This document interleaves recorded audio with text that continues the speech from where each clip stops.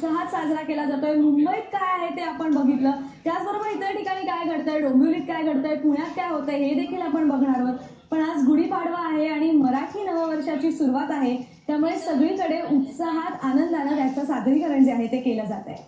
बघा एक बातमी, मोठ्या कंपनीतील गलेलठ्ठ पगाराची नोकरी सोडून प्रियांका खंडेलवाल या 25 वर्षांच्या तरुणीनं घरकामगार महिलांना आर्थिकदृष्ट्या सबळ करायचं ठरवलं.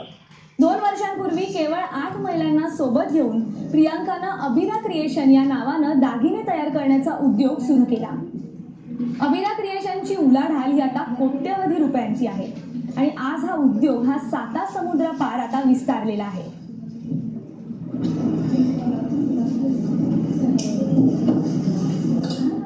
स्टार्टिंग में हम लोगों ने केवल 8 महिलाओं को लेके आए कि स्टार्ट करते हैं, एटलीस्ट टेस्ट करते हैं. उसके बाद जैसे जैसे उनका मोटिवेशन लेवल बढ़ता गया वो हमें प्रोत्साहित करती गई और हमारे प्रोडक्ट्स अभी मोस्टली यूएस में जा रहे हैं.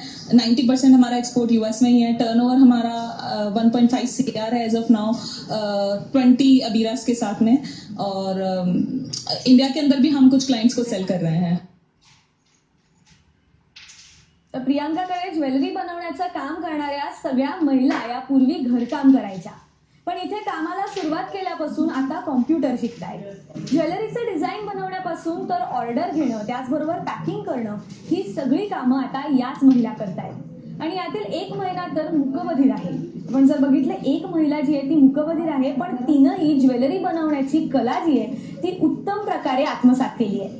याबद्दलच त्यांच्याशी बातचीत केली आमची रिपोर्टर अश्विनी डोके हिने.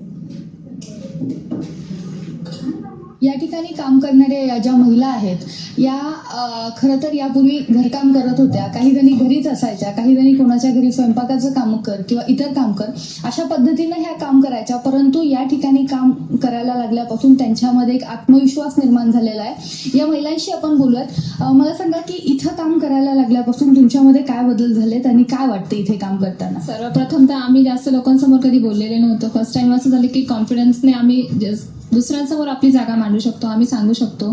शिवाय आम्हाला शिकायला बरंच काही मिळते इथे.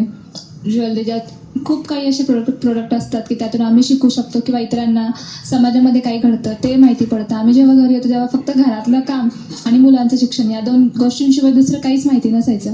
पण इथे आल्यापासून एक आपण स्वतः पुढे जाऊ शकतो, दुसऱ्यांना घेऊन जाऊ शकतो, कॉन्फिडंट, आपण इंडिपेंडेंट आहे, स्वतःच्या पायावर जगू शकतो, स्वावलंबन, आत्मशक्ती, आत्मनिर्भर आपण कसं राहू शकतो, अशा बऱ्याच काही गोष्टी आम्ही इथे शिकलो.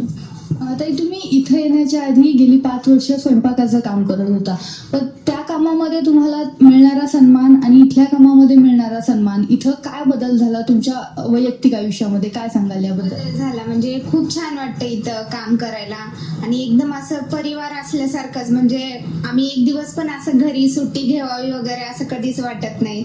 खूप छान, म्हणजे इथं काम करायला वगैरे खूपच आवडतं आम्हाला.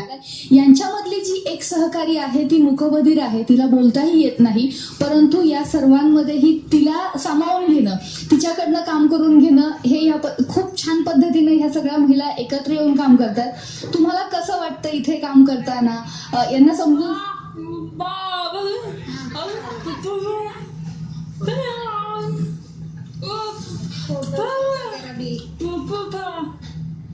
आपण जर पाहिलं तर प्रत्येक महिलेला आत्मविश्वास देऊन, आत्मसन्मान देऊन तिला स्वतःच्या पायावरती उभं करणं, तिचं आर्थिक सबलीकरण करणं हे अवघ्या 25 वर्षाच्या प्रियंकाने केलेलं आहे.